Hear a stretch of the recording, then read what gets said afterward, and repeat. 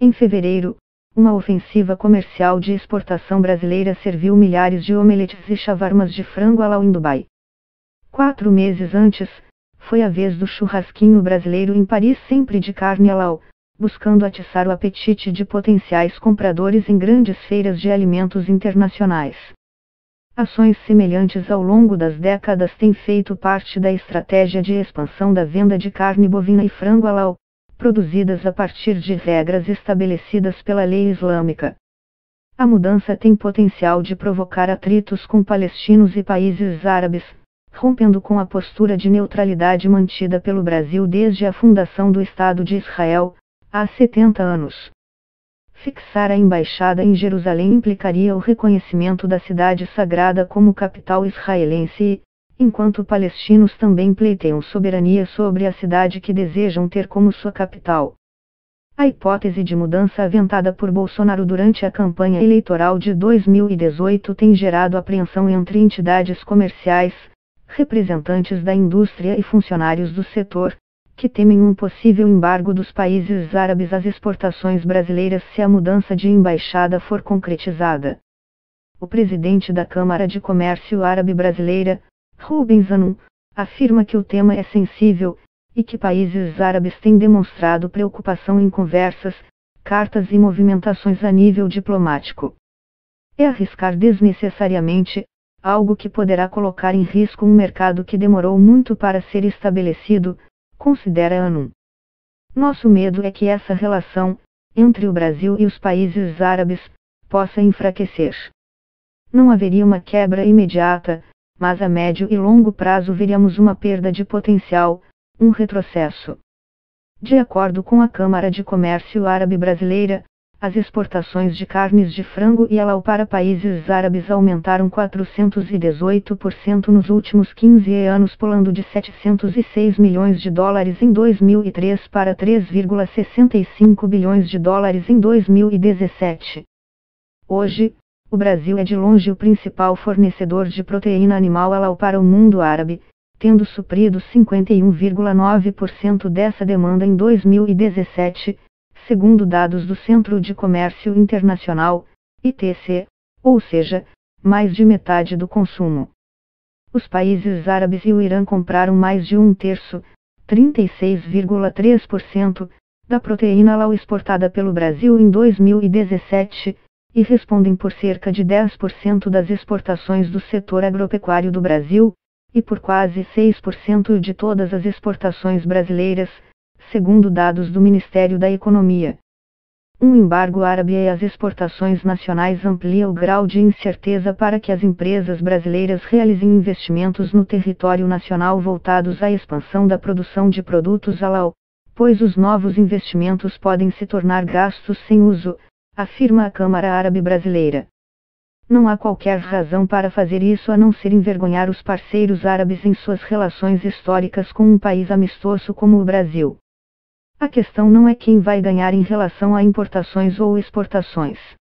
A questão real é por que abrir mão de uma oportunidade genuína de continuar a expandir parcerias em todas as áreas com os 22 países árabes, e com os 57 Estados-membros da OIC, Organização para a Cooperação Islâmica, em vez de Israel, afirma essa fonte, em conversa com a reportagem. A denominação halal designa lícito e representa aquilo que está em conformidade com as regras estabelecidas pela lei islâmica, a Sharia. As regras são aplicadas à alimentação, remédios, lazer e vestuário. Produtos halal não podem ter vestígios de itens proibidos aos muçulmanos, como álcool, carne de porco e seus derivados. Para que a proteína seja considerada halal, o animal tem que ser abatido seguindo uma série de especificações. A degola precisa ser feita com um facão afiado, com corte em forma de meia-lua. O degolador tem que ser necessariamente muçulmano. De um só golpe, deve cortar as jugulares, veias e traqueia do animal, imediatamente após recitar a frase Bismillah Allahu Akbar em nome de Deus, Deus é maior. Não basta falar a frase. O abatedor precisa ter no coração o sentimento de que está fazendo o abate halal para alimentar uma pessoa, e não está matando para fazer o animal sofrer ou por maldade, descreve Khaled Zorbi, coordenador halal da produção de aves da Federação das Associações Muçulmanas no Brasil, FAMBRAS, a principal certificadora de produtos halal no país. O golpe precisa ser rápido e certeiro, descreve, cortando as veias jugulares de uma vez, causando a morte instantânea e buscando eliminar a possibilidade de liberação de toxinas que contaminem a carne. O escoamento posterior do sangue tem que ser completo. A produção seguindo os preceitos halal começou a ser implementada no Brasil a partir de 1979, com a fundação da FAMBRAS pelo libanês Haj Hussein Mohamed El-Zoghbi. Hoje, a entidade tem mais de 1.000 degoladores espalhados pelo Brasil. Seu filho e atual presidente da FAMBRAS, Mohamed El-Zoghbi, leva o trabalho adiante. Nós levamos 40 anos para formatar esse mercado. As pessoas têm que enxergar isso. É um trabalho árduo, sério, que visa ao crescimento do mercado brasileiro e sempre buscou desenvolver a credibilidade do Brasil no exterior. A população islâmica consome o produto brasileiro confiando no que a gente faz, afirma. Presidente da Câmara de Comércio Árabe Brasileira, Rubens Anum destaca que as exportações do Brasil para países árabes cresceram 7 vezes nos últimos 20 anos. Em 2018, quase 50% das exportações de frango brasileiras foram do produto halal tanto para países árabes quanto para não árabes, somando 1,966 milhão de toneladas, segundo a Associação Brasileira de Proteína Animal, ABPA. Já no mercado de carne bovina, que bateu recorde de exportações em 2018, o corte halal para consumidores árabes respondeu por 20,8% do total vendido no mundo, somando 341 mil quilos exportados, segundo a Associação Brasileira das Indústrias Exportadoras de Carnes, ABEC. Questionada sobre eventuais impactos da mudança da postura brasileira em Israel, a ABPA afirma que o setor prefere não especular sobre os riscos efetivos destas tratativas, dado que não foram tomadas decisões até o momento. A associação destaca, entretanto, a grande importância que as exportações de carne de frango halal têm para o Brasil, tanto na geração de empregos como de divisas para o país atendendo a mercados expressivos como Arábia Saudita, Emirados Árabes Unidos, Kuwait, Iraque e Egito.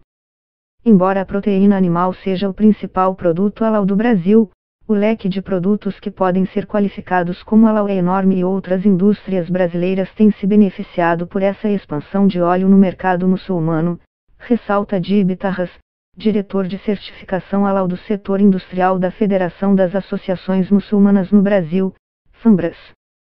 A federação já concedeu certificação halal a mais de 170 indústrias brasileiras, afirma Tarras, incluindo produtos químicos, farmacêuticos, cosméticos, chocolate, laticínios.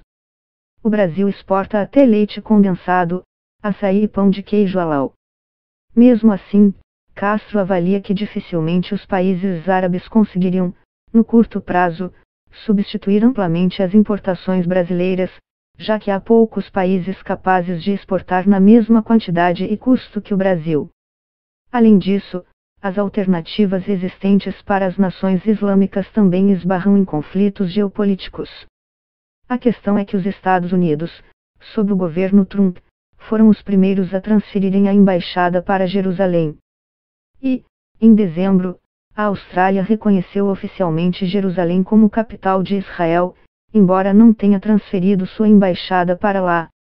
No caso do frango, Castro afirma que a União Europeia poderia, a médio prazo, tentar ocupar o vácuo deixado pelo Brasil.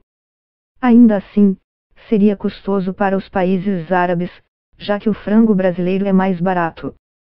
Quanto ao açúcar, produtores temem perdas a médio e longo prazo, mas também não acreditam que seja possível uma substituição completa do produto brasileiro. Não vejo, no curto prazo, um substituto imediato para o açúcar brasileiro. De uma forma estrutural, o Brasil responde por 50% do comércio mundial de açúcar, ressalta Paulo Roberto de Souza, coordenador de competitividade internacional da maior associação de usineiros do Brasil, a União da Indústria da Cana-de-Açúcar, única. Ele afirma, porém, que a médio prazo, Tailândia, Índia e União Europeia podem se movimentar para substituir parte do que hoje é exportado pelo Brasil aos países árabes. Para se habilitar a produzir proteína halal, frigoríficos precisam implementar uma série de mudanças. As exigências incluem espaços completamente separados para fazer o abate halal e linhas de produção em velocidades diferentes para a degola manual do frango, geralmente feita com disco de corte no abate não halal. Os degoladores são necessariamente muçulmanos, o que abriu um mercado para trabalhadores islâmicos no país e acabou gerando empregos para refugiados.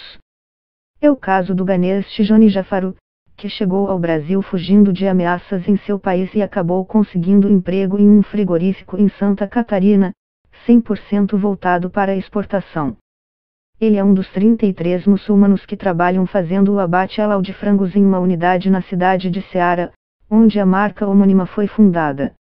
O Brasil é uma mãe que ajuda quando o filho está chorando, compara Tijone, 33 anos, que foi vítima de um golpe em Gana. Pediu empréstimo de um banco para comprar um terreno, recebeu documentação falsa e acabou ficando sem teto, com uma dívida bancária e perseguido pelos mafiosos por trás do esquema. Ele diz que os colegas de trabalho são igual à família e é grato pelo trabalho que lhe traz sustento e lhe permite enviar dinheiro para casa para pagar gradualmente sua dívida e ajudar os 2 filhos, que sonha em trazer para cá. No frigorífico, conversas sobre as possíveis mudanças de rumo na política externa brasileira em Israel ganharam espaço entre as linhas de produção, despertando temor entre Tijone e os demais funcionários.